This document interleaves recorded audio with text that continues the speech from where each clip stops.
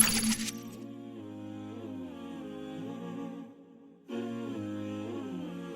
mean, one of the things, what's really interesting to me is the Muslims had no interest in proving the existence of God. Their obsession was proving the prophecy of the Prophet. All their books are about proving he was a prophet. Because if you prove he was a prophet, ipso facto, there must be a God because he sent him. So their whole thing was to prove, Imam al-Bayhaqi wrote a huge multi-volume work called Dalail al-Nubuwah. And he said, here's the proof that he's a prophet. The Prophet ﷺ predicted many, many things that have come true. That in the 7th century in Arabia, it just would not have been possible to predict those things, or they wouldn't even occur to people. And people say, well, Nostradamus did that, so what, is he a prophet? The predictions of Nostradamus are so obscure. And anyway, there's an argument that he had access to certain Jewish tradition because they had the signs of the end of time as well.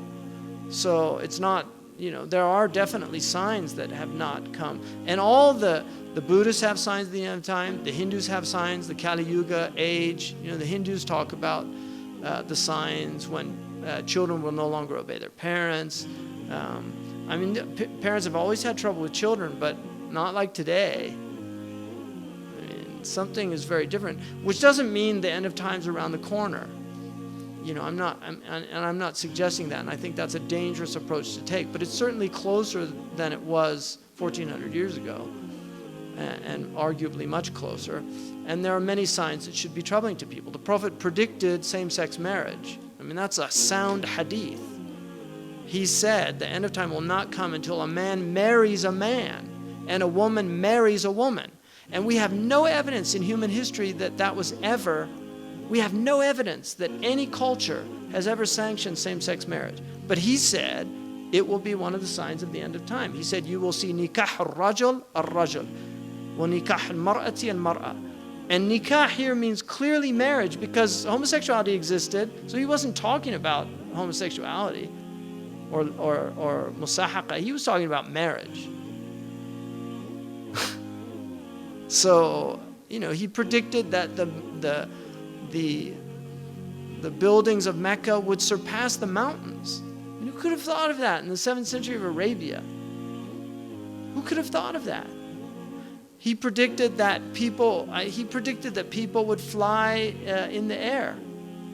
He predicted that people would go out of their houses with things on their thighs that would tell them what was happening back in their families.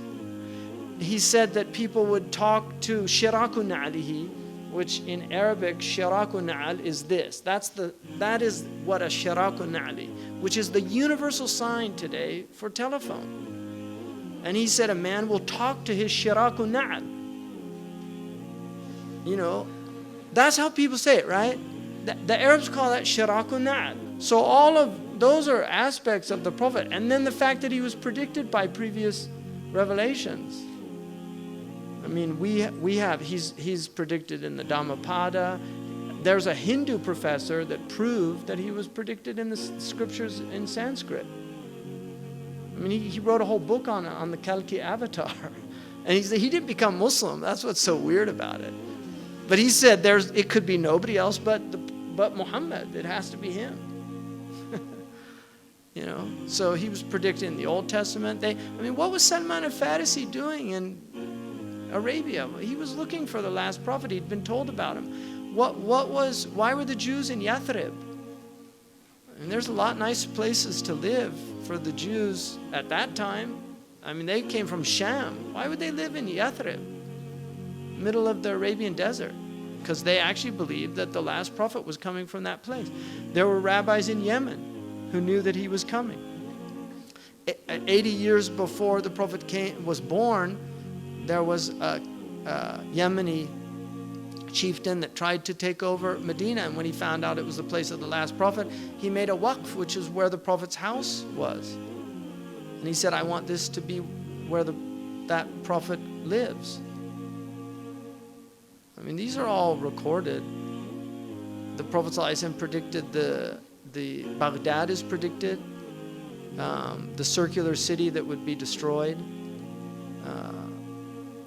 many things. So,